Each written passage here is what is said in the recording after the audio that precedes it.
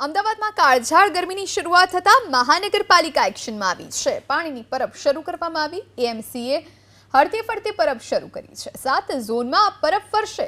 ગરમીમાં રાહદારીઓને પાણી મળી રહે તે માટે આ અનોખું આયોજન કરવામાં આવ્યું છે।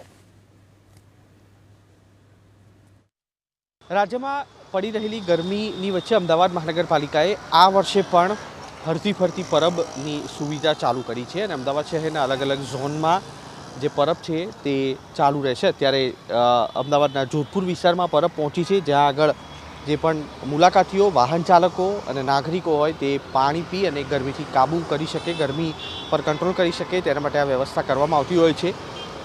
અલગ અલગ 3 તબક્કામાં અમદાવાદ મહાનગરપાલિકાનો હીટ એક્શન પ્લાન અમલમાં રહેવાનો છે અને કેટલાક નાગરિકો આપણી સાથે છે, તેમની સાથે વાત કરશું। કાકા, કયા પ્રકારની વ્યવસ્થા છે અને કઈ રીતની આ વ્યવસ્થાને જોઈ રહ્યા? તમે જે વ્યવસ્થા કરો મને બહુ સરસ ગમે છે અને આવી વ્યવસ્થા તમારે કરવી જ જોઈએ, કારણ કે ગરમીની મોસમ છે, બધા પાણી કરતા હોય છે, એટલે તમે કરો છો મને બહુ જ ગમે છે। અચ્છા, આ કોર્પોરેશન તરફથી દર વર્ષે આ વ્યવસ્થા કરાતી હોય છે, કેટલો લાભ તમારા જેવા લોકો લેતા હોય છે અને રાહત કેટલી મળતી હોય? આમાં ઘણા લોકો લાભ લેતા હોય છે, રાહત બધાને બહુ જ રહેશે, કારણ કે ગરમીમાં પાણી બહુ અગત્યનું છે એટલે પાણી તો પીવું જ જોઈએ। અને તમે પણ આ જે કરો છો એને બહુ જ હું તમને ધન્યવાદ આપું છું કે આ કામ તમારે કરવું જ જોઈએ।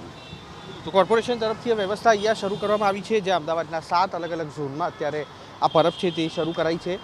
પાણીના જગ અહીંયા આગળ મૂકવામાં આવ્યા છે, જેથી કરીને કોઈ પણ વ્યક્તિ અહીંયા આગળ આવતું હોય તો તે પાણી પી અને ડિહાઇડ્રેટ ન થાય તેના માટે આ આયોજન ગત વર્ષે કરવામાં આવ્યું હતું, જે ગરમી વધતા અમદાવાદ શહેરમાં ફરી એક વખત આ વર્ષે પણ ચાલુ કરાયું છે અને હજી પણ 3 અલગ અલગ તબક્કામાં જે રીતના હવામાન વિભાગ તરફથી આગાહી કરવામાં આવશે તે પ્રકારે અમદાવાદ મહાનગરપાલિકા કામગીરી કરશે। કેમેરામેન મલય દવે સાથે કુશાંક સોની, એબીપી અસ્મિતા, અમદાવાદ।